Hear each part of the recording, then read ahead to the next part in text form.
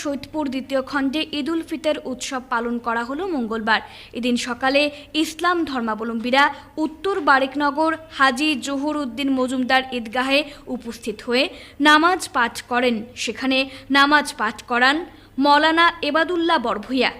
Corona মহামারীর জন্য 2 বছর সেভাবে ঈদ উৎসব পালন করতে পারেননি ইসলাম ধর্মাবলম্বীরা, তাই এবছর বিপুল উৎসাহ উদ্দীপনায় ঈদ উৎসবে সামিল হন তারা, একে অপরকে শুভেচ্ছা বিনিময় করেন। এদিকে উত্তর বারেকনগর হাজী জহুর উদ্দিন মজুমদার ঈদগাহের উন্নতিতে চেষ্টা চালিয়ে যাচ্ছেন ঈদগাহ কমিটির সদস্যসহ এলাকার বিশিষ্টজনেরা। আগামী বছর ঈদ উৎসবে যাতে আরও বেশি সংখ্যক মানুষ নামাজ পাঠ করতে পারেন সেই আশা নিয়েই কাজ করে যাচ্ছেন তারা। সেই দুটো ঈদের নামাজ এইখানে আদায় হয়, তাই এইখানে এই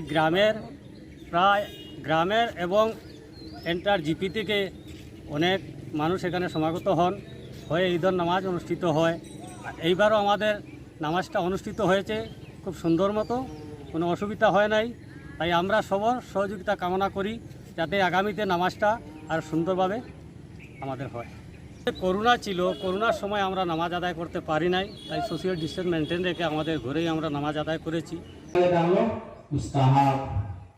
গোসল করা মুস্তাহাব আর সো হাতিয়া সুন্দর সাজিয়া আওয়া এগুলো মুস্তাহাব।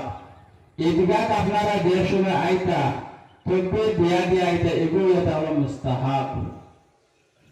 আরেক ঈদগাহ যে রাস্তা বাই আইতা অন্য রাস্তায় বাইরে রয়ে দিতা এগুলো মুস্তাহাব হয়ে থাকলো। সামান্য খাজুর তাক খাজুর 3টা 5টা 7টা খাজুর খাওয়া খাইয়া আওয়া এগুলো এটা হলো মুস্তাহাব।